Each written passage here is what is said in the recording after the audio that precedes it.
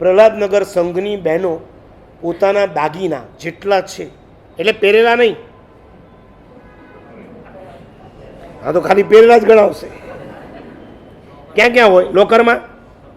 Okay, એ બધા જ દાગીનાને ભેગા કરી એમાંથી ખાલી 1%, એ દાગીનાની જે વેલ્યુ થતી હોય એમાંથી ખાલી 1% જો આ બહેનો આપી દે ને, પ્રહલાદનગર સંઘનું દેરાસરને ઉપાશ્રય આસાનીથી થાય છે. થાય કે ન થાય? આપણે એમ કહી શકશું ભવિષ્યમાં દેરાણી જેઠાણીના જેમ ગોખલાને, એમ આપણે કહેવાનું સાસુ ને વહુના દેરાને અપાસરા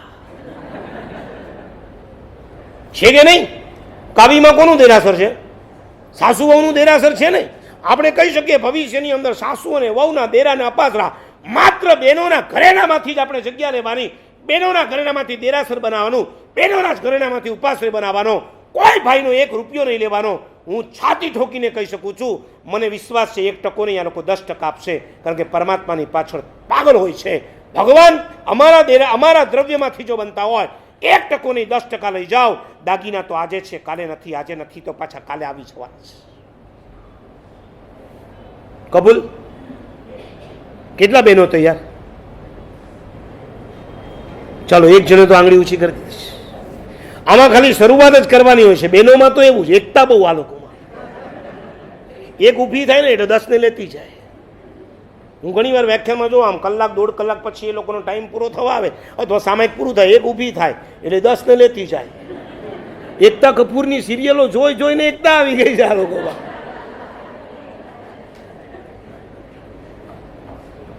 વસ્તુપાળ પૂછે છે 32 લાખના દાગીના ચડાવી દીધા છે.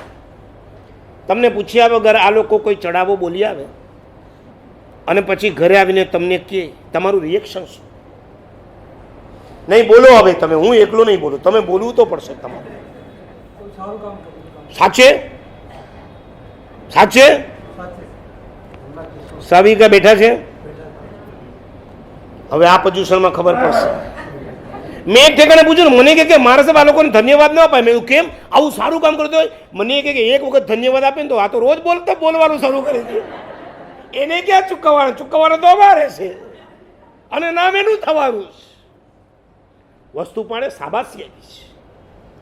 32 લાખના દાગીના ચડાવી દીધા પછી વસ્તુ પાણે શાબાશી આપી. હવે મજાની વાત તો એ છે, વસ્તુપાળ અનુપમાની સાથે એની એક દાસી છે, અને દાસી અનુપમાની હોય એટલે જેવી તેવી ના હોય. એના શરીર પર જો 32 લાખના હોય તો એના શરીર પર 32,000ના દાગીના હતા.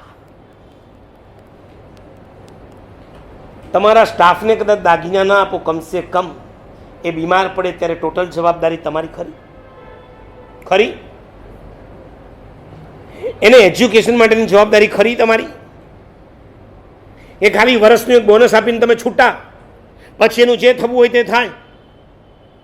તમે એનો મેડિક્લેમ ઉતરાવ્યો કે એને એના પૈસા ઉતારવાનો? પ્રીમિયમ તમે ભરો કે એ ભરે? અને કદાચ તમે ભરતા હો ને તો તમે એમાંય તમારો સ્વાર્થ છે. મારે તો જલ્દીથી માણસો મળતા નથી, સારા માણસો મળે એટલે સાચવી લેવા જોઈએ. આ ગણતરીથી જો તમે એને સાચવતા હો ને તો તમારો સ્વાર્થ એની અંદર 60% છે, એના પ્રત્યેનો પરોપકાર 40% છે.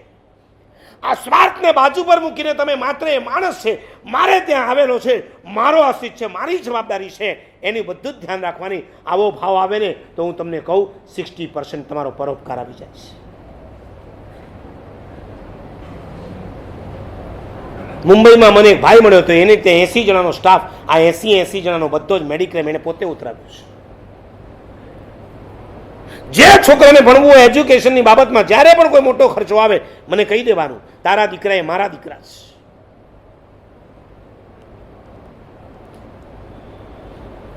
દેરાસરમાં નહીં પૂજારીને સાચવવાનો, ઉપાશ્રયમાં નહીં માણસને સાચવવાનો, અને એ પૂજારી ભંડારમાં કંઈ ગરબડ કરે તો ફરિયાદ કરવા માટે પાછું આવવાનું, એને તગેડી નાખવા માટે આખો સંઘ ભેગો થઈ જાય, પણ એની તકલીફોનો વિચાર કોઈ ના કરે. નહીં, એને કોઈ પ્રોબ્લેમ ના હોય, એ ઘર લઈને નથી બેઠો, એને બાળ બચ્ચા નથી, એ ક્યારે બીમાર ના પડે, તો અમે પગારની અંદર જ્યારે ગરબડ કરો ત્યારે એની દ્રષ્ટિ ક્યાં બગડવાની? ભંડારમાં બગડે કે ના બગડે? તમે એને એવો ધરબી દો કે એને ક્યારેક ખોટી દ્રષ્ટિ, ખોટો વિચાર પણ ના આવે.